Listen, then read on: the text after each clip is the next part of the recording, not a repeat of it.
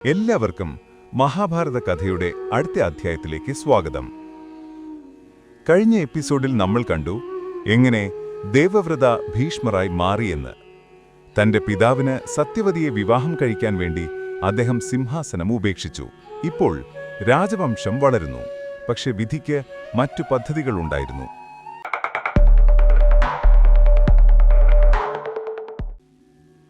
വിവാഹത്തിന് ശേഷം ഭീഷ്മർ രാജ്യത്തെ സംരക്ഷിക്കാനുള്ള ചുമതല ഏറ്റെടുത്തു.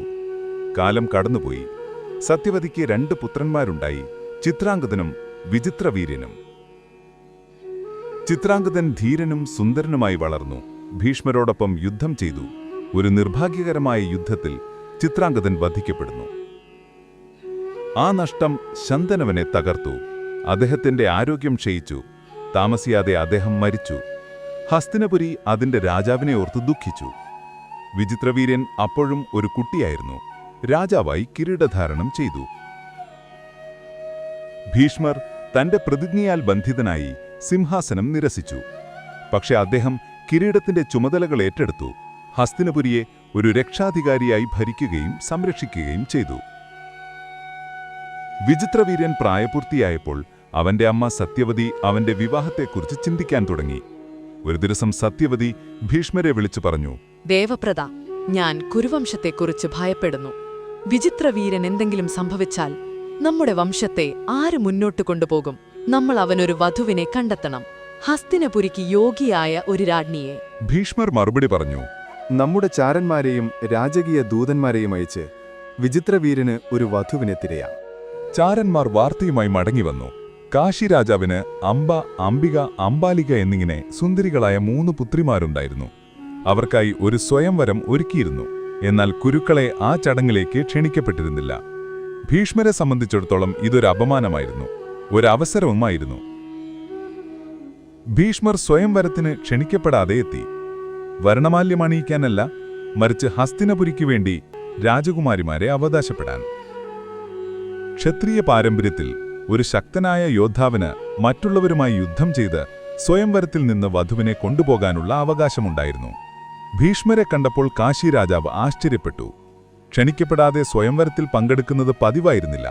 താമസിയാതെ 3 രാജകുമാരിമാർ, അതായത് അംബ, അംബിക, അംബാലിക എന്നിവർ സദസ്സിലേക്ക് പ്രവേശിച്ചു. എല്ലാവരുടെയും ശ്രദ്ധ അവരിലേക്ക് മാറി. പെട്ടെന്ന് ഭീഷ്മർ രാജകുമാരിമാരുടെ മുന്നിലെത്തി. അദ്ദേഹം അവരെ നോക്കി പറഞ്ഞു, ഞാൻ കുരുവംശത്തിലെ ഭീഷ്മനാണ്. വിചിത്രവീര്യ രാജാവിനു വേണ്ടി ഞാൻ ഈ 3 രാജകുമാരിമാരെയും അവകാശപ്പെടുന്നു. സമാധാനപരമായി എന്റെ കൂടെ ഹസ്തിനപുരിയിലേക്ക് വരൂ. അദ്ദേഹം 3 രാജകുമാരിമാരുടെയും കൈകളിൽ പിടിച്ച് തന്റെ രഥത്തിലേക്ക് കൊണ്ടുപോയി. കാശി രാജാവും അദ്ദേഹത്തിന്റെ കാവൽക്കാരും പിന്തുടർന്നു. അമ്പുകൾ പറന്നു, രഥങ്ങൾ ഇടിമുഴങ്ങി. പക്ഷെ ആർക്കും ഭീഷ്മരുടെ ശക്തിയോട് കിടപിടിക്കാൻ കഴിഞ്ഞില്ല. സാൽവരാജകുമാരൻ മാത്രം ഭീഷ്മരെ പിന്തുടർന്നു. രാജകുമാരിമാരെ തിരികെ പിടിക്കാൻ അവൻ ദൃഢനിശ്ചയിച്ചിരുന്നു. പക്ഷേ ഭീഷ്മർ അവന്റെ വില്ല് തകർത്തു, രഥം നശിപ്പിച്ചു, കുതിരകളെ കൊന്നു, അവനെ അപമാനിതനാക്കി ഉപേക്ഷിച്ചു.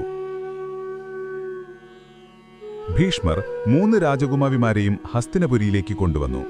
എന്നാൽ സത്യവതിക്ക് എന്തെങ്കിലും പറയാൻ കഴിയുന്നതിനു മുൻപ് 3 സഹോദരിമാരിൽ മൂത്തവളായ അംബ സംസാരിച്ചു.